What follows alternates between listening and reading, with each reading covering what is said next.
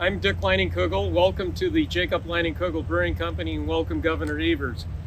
On behalf of our employees, we're delighted to have you here today. It was my great-great-grandfather and my successor's great-great-great-grandfather, Tony Buer, Jacob Leining-Kugel, who came here to Chippewa Falls, Wisconsin, because he found all of the ingredients needed to brew his German-style lager beer.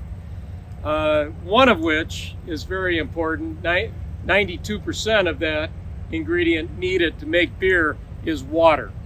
So he had a pure spring water source, which I showed the governor today. And in fact, he called his brewery in 1867 the Spring Brewery. We have always been involved in water projects and water restoration. It's very important to us here in Chippewa Falls. In fact, for 5 years, we funded a project called the Little Lake Wissota Stewardship Project. We put over $50,000 a year for 5 years in restoring the watershed that flows into Little Lake Wissota, working with farmers, working with landowners.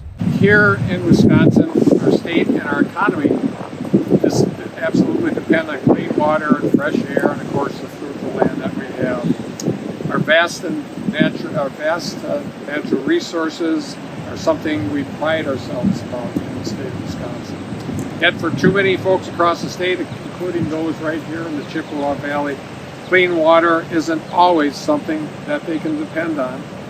And every one of them deserves to have access to clean drinking water, period. So whether it's PFAS or lead or bacteria or nitrates, this is an issue that we've been working on and tackling since day one and after I became governor.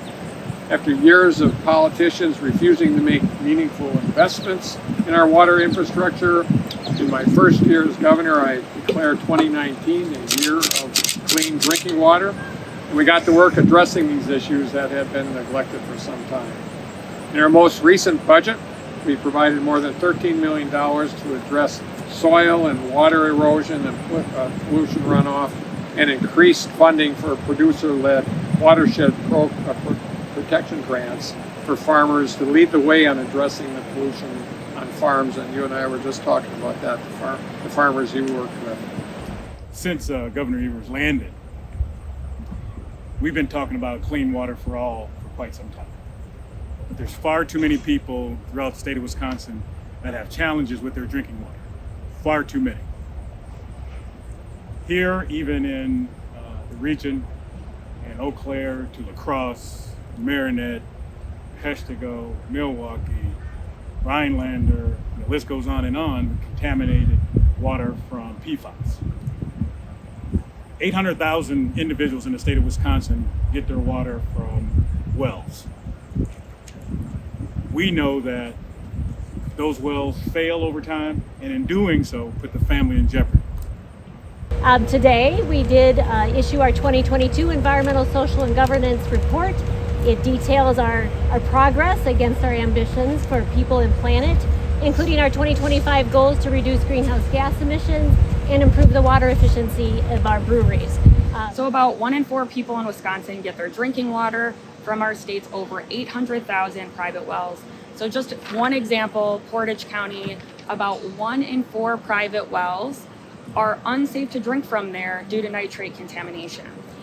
Yet, our state's existing well compensation grant program has not been utilized. It's been severely underutilized for years because of its outdated requirements and restrictions, to the point where I'm unaware of any Portage County family or business owner who's ever qualified for a grant under the state's existing program. So we have to fix it. Some homeowners have to buy bottled water to drink and cook with because they just cannot afford to spend the thousands of dollars it would take to treat or replace their contaminated wells.